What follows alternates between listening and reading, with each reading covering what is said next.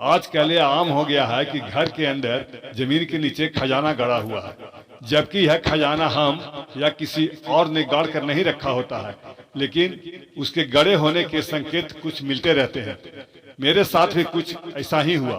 हमारे घर वालों को जमीन के अंदर से रात्रि में कुछ बर्तन, कुछ गहने जवाहरात के आपस में टकराने जैसे आवाज सुनाई पड़ती थी। यह आवाज करीब रात के 12 बजे ही सुनाई पड़ती थी। हम लोगों को यह समझ में नहीं आता था कि यह आवाज कैसी है। हमने यह सारी बात जानकार पंडित को बताया। उन्होंने यह आवाज सुनकर अपनी जानकारी के आधार पर बताया कि ऐसी आवाज जमीन के अंदर छुपे खजाने की ही होती है। आवाज मेरे घर के एक कमरे से ही आती थी। उन्होंने एक तांत्रिक का पता बताया और कहा उससे मुलाकात कीजिए, वह कुछ बताएगा और उपाय भी कर देगा। दूसरे दिन हमने उससे मुलाकात की और उसे बुलाया। उसने आकर 12 बजे रात्रि को यह आवाज सुनी।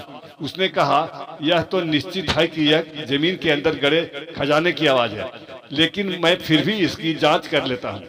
मैं पूजा करके एक मुरझाया हुआ फूल इस मकान के कोने में रख देता हूँ। अगर यह सुबह यह खिल जाएगा तो समझ लीजिए कि यह खजाना निश्चित है। यह फूल रखकर चला गया। सुबह वह फूल खिल चुका था। दूसरे दिन वह आया तो कहा, हाँ, नीचे खजाना है और उसी की आवाज है। अब इसे निकालने के लिए एक खास तिथि में पूजा करनी होगी। तब घर के ही सदस्य को जमीन खोद कर निकालनी पड़ेगी। कोई दूसरा आदमी नहीं निकाल सकता है। अगर यह खजाना यहाँ से खिसक कर दूसरी जगह नहीं जाएगी तो आपको मिल सकता है। दूसरी बात, इसमें खतरा भी हो सकता है। मैंने पूछा, कैसा खतरा? उसने कहा, कुछ भी हो सकता है, जान भी जा सकता है। अगर हिम्मत है तो इसे खोदिए। मैं आपकी सुरक्षा का पूरी व्यवस्था तांत्रिक तौर पर कर दूंगा। दूसरी बात यह है कि जब आवाज पहले प्रतिदिन आ रही थी, उसी वक्त आपको निकालने की व्यवस्था करनी चाहिए थी। उस वक्त यह तय था कि यहाँ से खिसक नहीं जाता वो। अब देखिए, यह रहता है या कहीं आगे खिसक कर चला जाता है। मैंने पूछा, जमीन के अंदर खजाना कहाँ से आता है, कौन रखता है? उसने कहा, पुराने जमाने में लोग जमीन के भीतर गाड़ कर रखते थे और जब उनकी मृत्यु हो जाती थी तो यह खजाना उसी तरह पड़ा रह जाता था और कुछ वर्ष बीत जाने पर उस पर असुरी शक्ति और दुष्ट आत्माओं का आधिपत्य कायम हो जाता था। पूरा खजाना उसके अधीन हो जाता था। वह आसानी से उसे किसी को छूने और लेने नहीं देता था। किसी किसी को तो यह अपने प्राण तक गंवाने पड़ते थे। एक दिन वह निश्चित समय पर उस खजाने को निकालने की प्रक्रिया शुरू कर दिया। वह पूजा वगैरह कर जमीन खुदवाने का कार्य शुरू करवा दिया।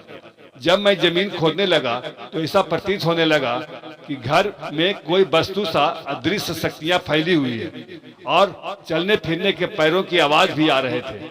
कुछ भय भी लगने लगा था। ऐसा लग रहा था कोई कह रहा है, छोड़ दो, कुछ नहीं होने वाला है, तुम्हें कुछ नहीं मिलेगा। जब करीब 2 फीट जमीन खोद लिया तब एक मिट्टी का घड़ा मिला, लेकिन वह खाली था, उसमें कुछ नहीं था। मैं थक गया था, रात अधिक हो गई थी, कुछ भय भी ज्यादा लगने लगा था। मैंने गड्ढे को भर दिया और एक बार फिर कह रहा था, थक जाओगे, तुम्हें नहीं मिलेगा। तांत्रिक की बात याद आने लगी।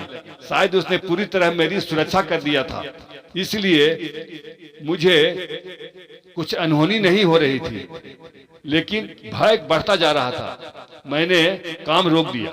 हमारे मकान के बाद एक आदमी का मकान मिट्टी का बना हुआ था।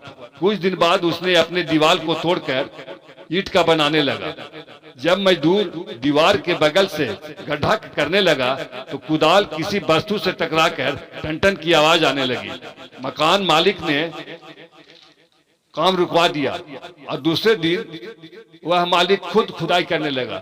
जब वह कुदाल से टकराने वाला उस चीज को देखा तो वह एक पीतल का घड़ा था। वह थोड़ा और खुदाई कर उसे निकालने लगा तो पूरा दीवार उसके ऊपर गिर गया और वह वही दब गया।